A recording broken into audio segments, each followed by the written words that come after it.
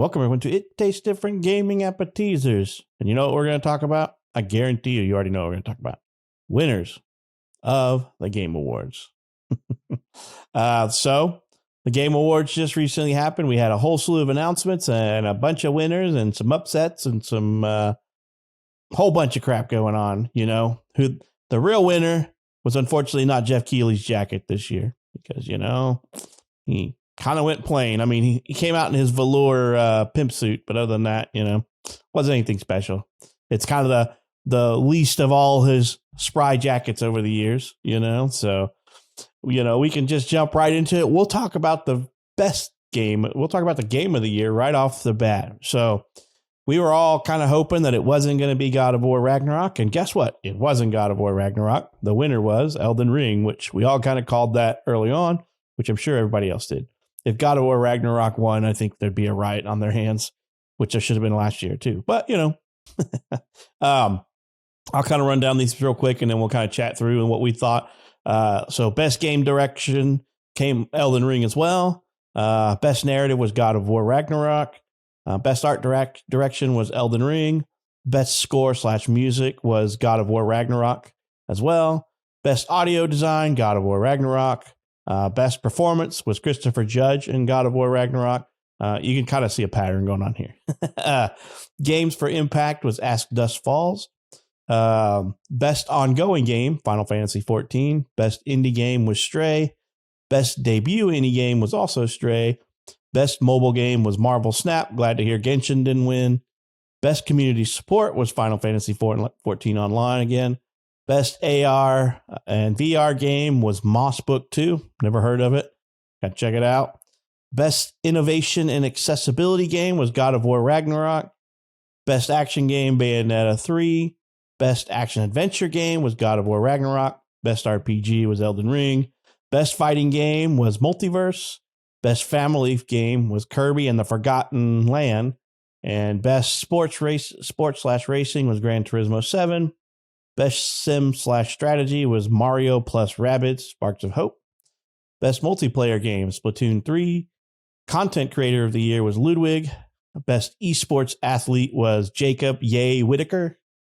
Best esports coach was Matthias BZKA Transkani, which I guess Loud Valorant is what he teaches. So, best esport event was the 2022 League of Legends World Championship. Best esports game was Valorant. Best esports team was Loud. And then most anticipated game was Legend of Zelda Tears of the Kingdom. Not sure I agree with that one. Best adaptation. So basically this is entertainment. So adapted from gaming to something else. And that was Arcane League of Legends. And, you know, that was kind of the roundup of all the big titles there that they had. There was some other smaller stuff going around, but that's the big announced titles. You know, that's not all the stuff that was going on online that just didn't get big announcements. So we'll kind of go through and kind of hit these guys up and see what was your biggest disappointment is what I'm going to start with in the Game Awards. What was something that you were highly disappointed that won something when it shouldn't have won? Shane, why don't you start? You got that shit-eating grin on your face. So you're going to go first. I do eat the shit on the grin. The God of War. We all reviewed it. We all really, really liked the game. No questions, no doubts. It won way more than it should have. And it is a personal view. The three of us agree on, definitely in this group, that it won awards that they should not have. Audio, to me, the audio from Elden Ring was top notch. Music, probably God of War would take, I guess, but I mean, the overall audio is so much better than in Elden Ring. Elden Ring should have had more of the awards. Stray, indie game. Yes, I think we all love that game, and you know, check out a review on it because it was a sweet, endearing game. So yeah, I can see that one. The esports stuff, I don't know really. I don't really follow esports, so I don't really care about those. And that BZKA is bazooka. Just so you know, Pat, you got to be young and hip like me to be able to read it that way. I guess so. But I'll teach you, young man. I'll teach you. The uh, I watch about as much esports as you change your underwear, which is not much at all. once in a while, I'll flip it around. That's about it. The awards were waft them. The awards were, I don't know. This year just seemed, man. Pat pretty much called it right off the bat.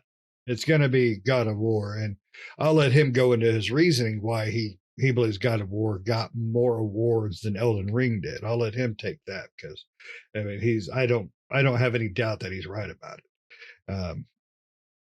Uh, most of the awards I'm okay with. I just think God of War took awards they shouldn't have.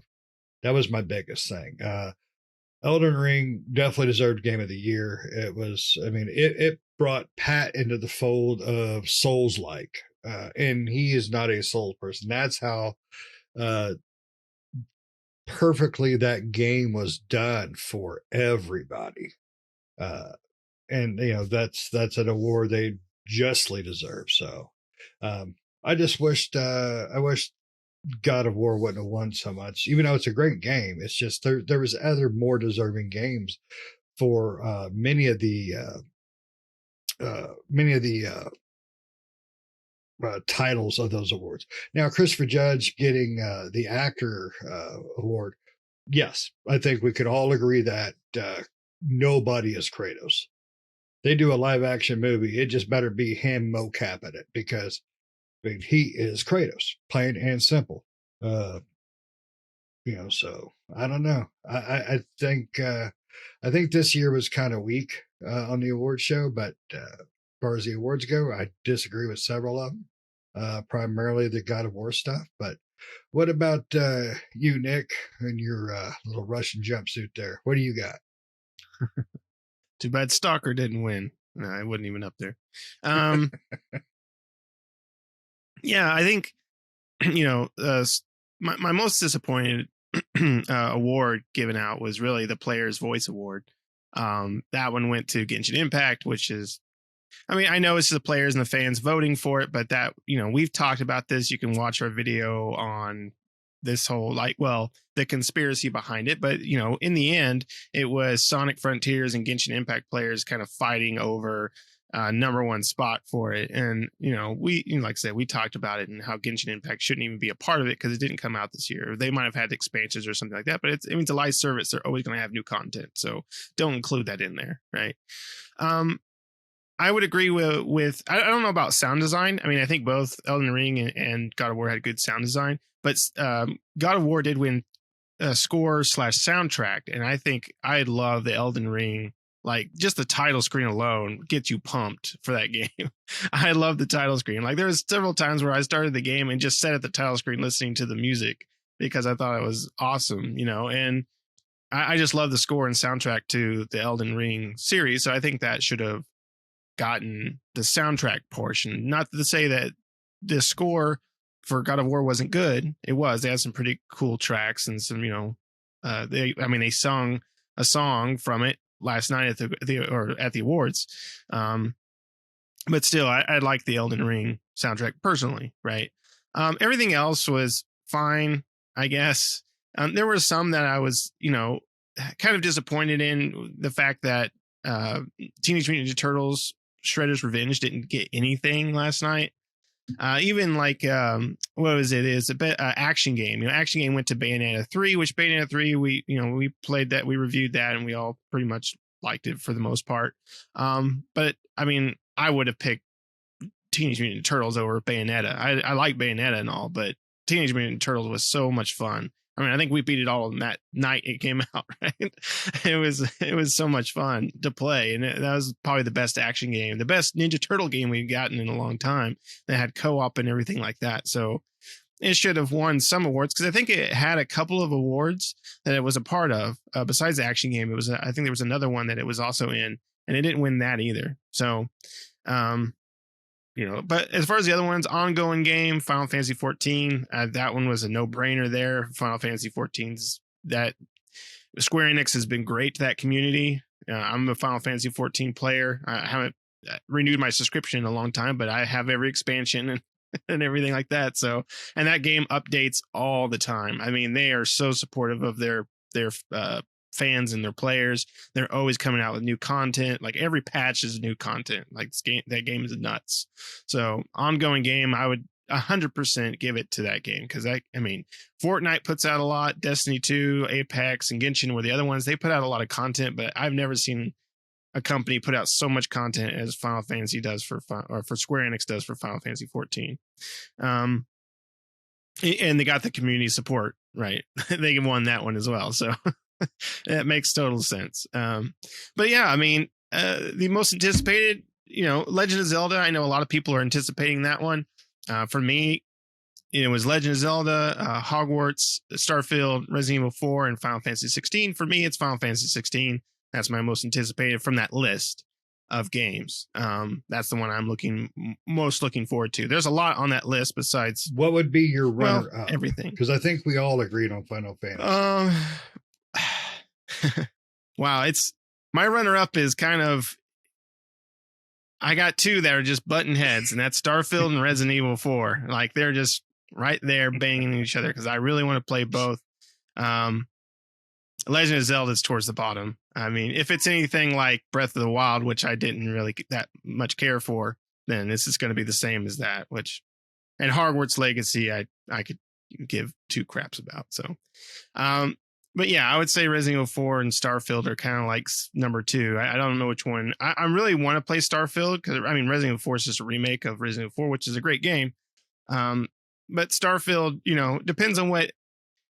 Bethesda, you never know what you're going to get, right? So Starfield's like, even though they showed it, it's still an enigma. It's still a puzzle. And you're like, what's it going to be? How's it going to play? Is it going to play very similar to Fallout and Elder Scrolls?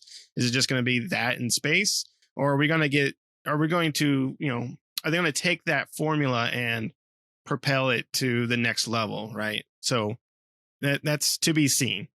But I mean, overall, I think most of the winners I agree with. But like Shane said, I think the night was all right. It wasn't the best Game Awards they've had. I think this one was kind of a little bit more on the boring side of things, but they all can't be winners. What do you think, Pat? Yeah, I really had, I mean, to be honest, I'm in the same category you are with the Player's Voice Award, but that's not even on the major list. I mean, they barely even mention it during the thing. It's just more behind the scenes what was going on. But for me, the most anticipated was really a kind of a smack because they talk about things that make it to here, like, an announced game that demonstrably illustrated potential to push gaming medium forward. Zelda Tears of the Kingdom is not that game. I mean, it's playing on technology that's behind the times, and it's just not going to catch up. I mean, I like Breath of the Wild, but I felt Breath of the Wild was too much of a departure from the standard Legend of Zelda, massive dungeons and cool stuff like that. For more of an open world, it's always been an open world game, but they made the open world more of the focus rather than the dungeons, which is what Zelda is to me, is the dungeons. But that's just me. But my most anticipated would have been Starfield. I am really torn between Starfield and Final Fantasy 16, but I like Final Fantasy 15, but I prefer the more turn-based combat style of the previous one. So that's why Final Fantasy is not the top one for me, but it's still up there. I still want to play Final Fantasy 16. Don't get me wrong. I still want to play it.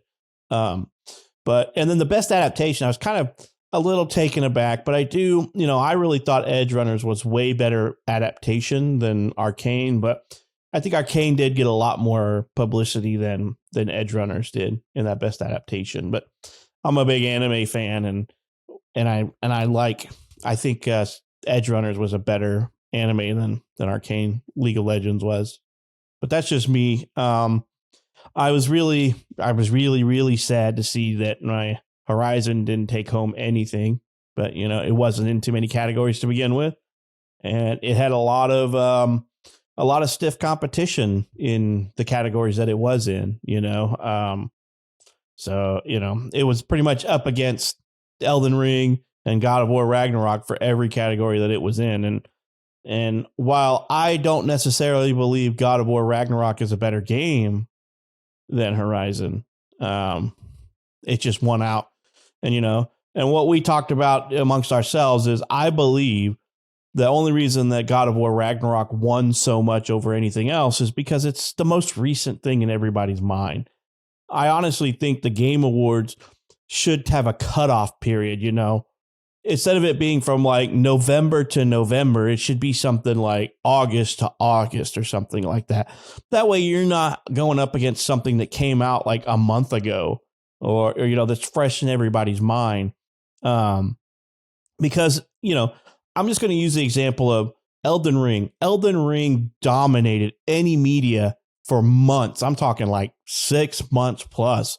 Every time you turned on YouTube, Facebook, Twitch, Instagram, there was Elden Ring crap everywhere. And it was just, here's secret, here's this, here's how you do this. Check out this tactics, this strategy. Check out this, check out that. God of War, no. Horizon, no. And I hate to admit it, but Elden Ring was Game of the Year over even my favorite Horizon. And Elden Ring is my Game of the Year. It beat out anything else I had played. Would I consider, like I said, I think God of War was just too fresh in everybody's memory, and that's why it won so dang much. They should have a cutoff period that gives a lot of grace periods so things aren't like right front and center, right? Like I just finished God of War the other day. And I'm like, so that thing's like right still in my face and it's still very memorable. Whereas like Elden Ring came out in February, and I still have detailed, vivid stuff about Elden Ring, but it's like God of War Ragnarok, some of that stuff's already kind of floating to the back that I'm, that I've already kind of forgotten about because it's kind of a done and done trope. There's not a whole lot that they did that was really different. And then the same thing with Horizon Forbidden West. It came out in February as well. So, those are two games that came out like 10 months ago and you're fighting something that just came out like very, very recently. So I don't know. I'm really, really torn about how they're doing that because I think it's too soon to be reviewing God of War. I mean, the game's been out for a month, 1 month, and it got into the Game Awards and it's like fresh on everybody's mind. So what does that tell me if I'm a game developer pushing out a AAA title that is a contender for Game of the Year? Don't put it out till November, first week in November.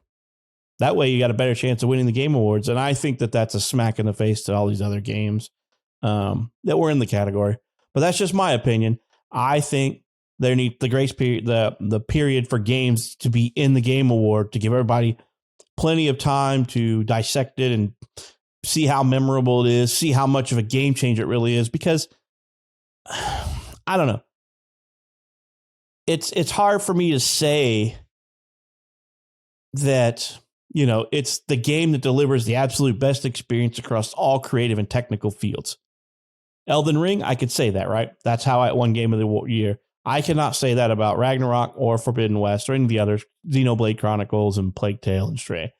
But, award for outstanding creative vision and innovation in game direction, which was best game direction, and Elden Ring won that. That was really great. Best narrative, I think the God of War Ragnarok story was really great. So that was a good choice, and things like that. But I don't know. I feel that God of War should not have won best score, best music, or best audio, and things like that. And I love Christopher Judge, so I'm glad he won best performance. That was really hard for me because I still like Ashley Birch in Forbidden West. But, that's just me. I think there needs to be more of a grace period. Jeff Keighley needs to look at that a little bit closer and not say, hey, we'll let you get your game in as long as it came in like 2 weeks before the Game Awards or something like that. Because, I mean, at this point, it was a month, not quite a month before the Game Awards started that God of War Ragnarok came out. So it's like everybody loves it. I'm not dissing that. I loved it. I played it. I beat it. I played and beat Horizon Forbidden West too. I played so much Elden Ring that I've probably put over 100 hours into it, but I haven't beat it yet, but I still love the game. Other things came out, and after putting 100 hours into a single game, I had to move on or else I was not going to get out of that game for probably another 40. So, but that's just my opinion. What about you guys? You guys got any other thoughts on the winners or losers or things that you thought should have won or something like that? Let's just do a quick what they need to stop doing at the Game Awards. Bringing out the geriatrics. They can stop that. They brought out Al Pacino. Don't get me wrong. I love hoo-ha. I love Al Pacino. But no bearing to the video game industry whatsoever. And most of those people like, who the hell's that?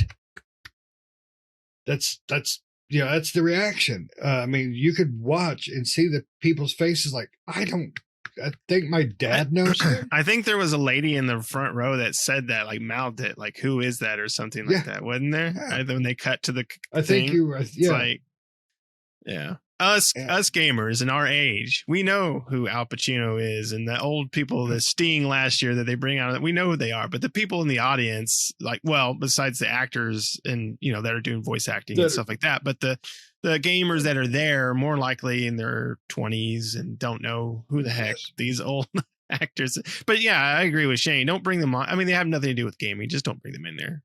Like, I mean, it's if he was in a game or he was at a game 20 years ago that was hugely popular, something game related, but it's not. They brought this poor elderly man out with his poop stain rub on tan.